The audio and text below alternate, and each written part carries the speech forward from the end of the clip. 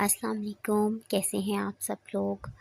Urdu romantic novel سے ہے حصار زیست، فرشتے شاہ، قسط نمبر 10۔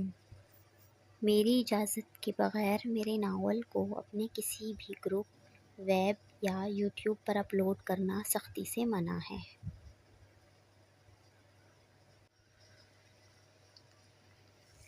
پاکستان کی سرزمین پر قدم رکھتے ذوالنون اور زارون کے احساسات ایک دوسرے سے مختلف نہ تھے۔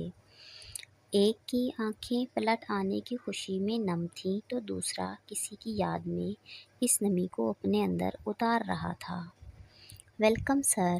ایک ہاتھ میں گلدستہ اور دوسرے میں کارڈ بورڈ پکڑے کھڑا شخص زارون کے دوست کا مینیجر تھا، جس نے پاکستان میں ان کی رہائش کا سارا انتظام کیا تھا۔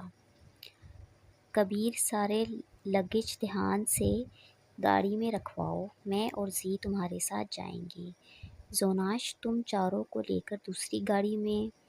زارون نے مینیجر سے بات کرتے زمین پہ سجدہ ریز ہوئے اپنے اس لاڈلے بھائی کو دیکھا، جس کی پاکستان سے دیوانگی نے آج ان سب کو یہاں لا کر چھوڑا تھا۔ آئی ایم ریڈی بھائی، چلیں۔ سجدے سے کھڑا ہوتا ادیم مسکراتے ہوئے خود ہی آگے چل پڑا۔ درمی کہاں مر گئی ہے؟ جا جا کر عارفہ کے بیٹے کو سنبھال، کب سے ماں کی جان کھائی ہوئی ہے۔ ابھی چند ہی پل گزرے تھے جو درمکنون نے سکون کا سانس لیا تھا کہ اس آواز نے اسے جی جان سے کلسا کر رکھ دیا تھا۔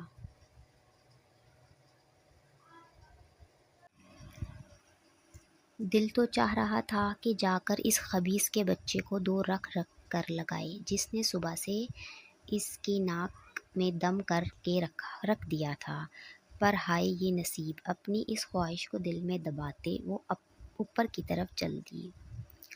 دادو، آپ کی یہ سرونٹ بہت پریٹی ہے۔ ہوا کی روش جیسے گزرتی درمکنون کو اوپر سے نیچے تک دیکھ کر طلحہ نے خباثت سے مسکراتے ہوئے کہا، انوسینٹ یار! سامنے بیٹھے ساحر جو بازغا کا ماموں زاد تھا، وہ کون سا کم تھا؟ دور تک جاتی درمکنون پر اپنی نظریں سینکتا گھٹیا پن سے مسکرایا۔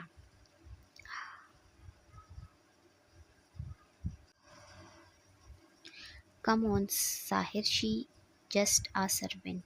بازغا کو اپنے دونوں کزنوں کا اس طرح کمنٹ پاس کرنا بالکل پسند نہ آیا۔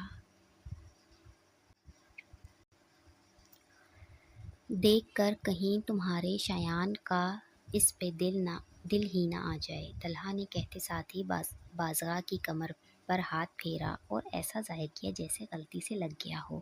Just shut up okay! پل میں بازغا کا چہرہ لال ہو گیا تھا۔ دل تو اس کا کر رہا تھا کہ طلحہ کی اس حرکت پر ایک کس کر اسے لگائے، پر تماشا لگنے کے ڈر سے صرف ایک گھوری ہی ڈال پائی، جبکہ ساحر نظر بچاتا درمکنون کے پیچھے چل دیا۔ حرام خور! باپ سے زبان چلاتا ہے! شکیل نے اپنا بھاری ہاتھ فیضی کے نرم و نازک چہرے پہ مارتے چیختے ہوئے کہا، ابا معاف کر دو، آئندہ نہیں کہوں گا۔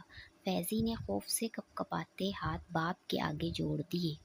شکیل، پاگل ہو گئے ہو کیا؟ کوئی اس طرح مارتا ہے بچے کو؟ نازیہ، جو ابھی کچھ دیر پہلے ہی پڑوسن کی خبر گیری کے لیے گئی تھی، گھر کے اندر سے چیخنے اور رونے کی آواز سنتی تیزی سے اندر آئی۔ اپنے اس بالش بھر بچے سے پوچھ، یہ بکواس کیا کر رہا تھا؟ ماں کی گود میں باپ سے چھپے فیضی کو ایک لات مارتے شکیل غصے سے بھرا گھر سے ہی نکل گیا۔ فیضی! نازیہ نے گود میں سسکتے ہوئے بیٹے کو خود سے بھیجا۔ امی، ہماری مدرسے والی باجی کہتی ہیں کسی کی چیز بنا پوچھے اٹھانا چوری کہلاتا ہے، اور چوری کرنے والے کو تو بہت گناہ ملتا ہے نا۔ ابا آپ کے پرس سے پیسے نکال رہے تھے تو فیضی بھائی نے ابا کو کہا کہ آپ چوری نہ کریں، امی سے پوچھ کر پیسے لے لیں۔ بس اتنی سی بات پر ابا بھائی کو مارنے لگے۔ بھائی کو ماں کی گود میں خاموش بیٹھے دیکھ حمزہ نے ساری بات ماں کو بتائی۔ فیضی بچے، ابا کو ایسے نہیں کہتے۔ نازیہ نے آنسو پوچھتے حمزہ کو بھی گود میں لیا۔ سوری امی، میں بس ابا کو گناہ سے بچانا چاہتا تھا، آج کے بعد ایسا نہیں کہوں گا۔ اپنی عادت کے مطابق فیضی نے فوراً ماں کی بات مان لی۔ امی، باجی کہتی ہیں ہمیں اچھی بات پر عمل کرنا چاہیے اور دوسروں کو بھی سمجھانا چاہیے، پر ہم ابا کو کیوں نہیں سمجھا سکتے؟ حمزہ بھی اپنی عادت کے مطابق اجرا کرنے لگا۔ بیٹا، آپ کے ابا اور میں میاں بیوی ہیں، ایک دوسرے سے پوچھے بنا بھی ایک دوسرے کی چیز استعمال کر سکتے ہیں۔ نازیہ کی لاکھ کوشش کے باوجود شکیل کچھ نہ کچھ ایسا کر جاتا کہ اسے بیٹوں کے سوال کا جواب دینا مشکل ہو جاتا تھا۔ پر آپ تو کبھی ابا کی چیز ان سے پوچھے بنا نہیں لیتی، ہر بات پر ماں کے آگے سر جھکا لینے والا بیٹے کا سوال نازیہ کے دل میں چبھا۔ وہ کہتی بھی تو کیا، زندگی کچھ ایسے سوال کے سامنے لا کھڑا کر دیتی ہے جن کے جواب یا تو ہوتے ہی نہیں یا پھر جواب دینے کی ہمت ہی نہیں ہوتی۔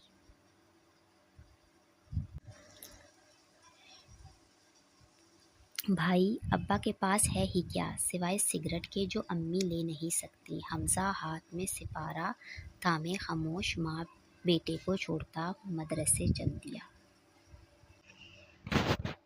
ادی، زارون بھائی نے تمہیں ایڈریس دیا تھا، دکھاؤ۔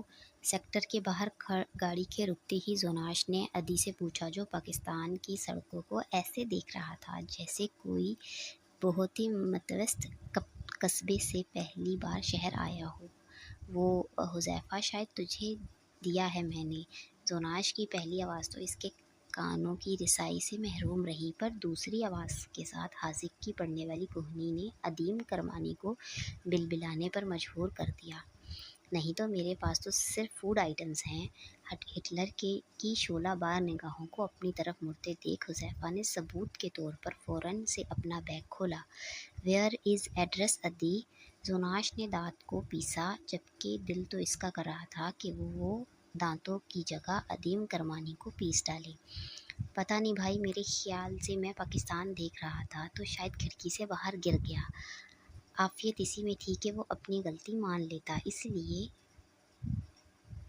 اس نے دھیمی آواز میں کہا۔ ادیم کرمانی، جو لوگ جاگتی آنکھوں سے خواب دیکھتے ہیں وہ کبھی ان خوابوں کی تعبیر کو نہیں پا سکتے۔ اپنے ہوش و حواس میں رہو، یہ پاکستان ہے، کینیڈا نہیں، جہاں نوٹوں سے بھرا پرس تک لوگ ان کے مالک تک پہنچا دیتے ہیں۔ وہ زوناش ہی کیا جو ادی کو سستے میں چھوڑ دے۔ سرزنش کرتے اس کی گزری ہوئی ایک غلطی کا حوالہ دیتا گاڑی سے باہر نکل آیا۔ شیم آن یو ادی، غلطی کر کے مان بھی نہیں رہے ہو۔ ان القابات سے نوازنے والا حبیرہ تھا۔ نہ جانے یہ بیٹھے بیٹھے گم ہو جانے کی تمہاری اس عادت سے ہماری کب جان چھٹے گی۔ دیکھو زوناش بھائی کتنے پریشان لگ رہے ہیں۔ حذیفہ کیوں پیچھے رہتا؟ ابھی تھوڑی دیر پہلے ہی تو ادی نے اپنی مصیبت زوناش کرمانی کا غصہ اس کے گلے ڈالنے کی کوشش کی تھی۔ آخر اس نے اپنا بدلہ بھی تو لینا تھا نا۔ بھائی آپ پریشان مت ہو، ہم اس ایریے میں آ تو گئے ہیں، زی بھائی ہمیں ڈھونڈتے ہوئے ادھر کو آ ہی جائیں گے۔ حبیرہ سب سے چھوٹا ہونے کی وجہ سے تھوڑا کم ہمتی بھی تھا، اسی لیے اپنی ہوائیاں اڑتا چہرہ لیے زوناش سے بالکل لگ کر کھڑا ہوتا در حقیقت خود کو تسلی دینے لگا۔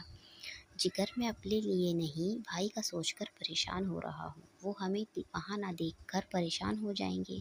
ادی کا شرم سے جھکا سر اور باقی بھائیوں کے پریشان چہرے دیکھ کر زوناش نے اپنے لہجے کو نرم رکھتے ان بھائیوں کو خود سے قریب کیا۔ ہاں یاد آیا، سیکٹر 3 اور ہاؤس نمبر 42 تھا۔ اپنے سے کچھ قدم دور ایک گھر پر نظر پڑتے ہی ادی خوشی سے چیخا۔ ادی، آر یو شور؟ گھر پر ہوئی سجاوٹ کو دیکھ زوناش کچھ سوچتا ادیم سے کنفرم کرنے لگا۔ 100% شور بھائی، یہ دیکھیں دروازہ بھی ہمارے لیے کھلا ہوا ہے، زی بھائی اندر ہی ہوں گے۔ خوشی سے چیختا ادی بنا زوناش کے سنے اندر کی طرف بھاگا۔ جاری ہے۔ السلام علیکم۔ تو کیسا جا رہا ہے ناول؟ ہمیں تھوڑا بور ہو رہا ہے، پر اب ہی تو کہانی سٹارٹ ہوئی ہے، تو بتائیں پھر حصار زیست کی سب سے پہلی جوڑی کون سی ہوگی؟ چلیں جلدی جلدی تکے لگائیں۔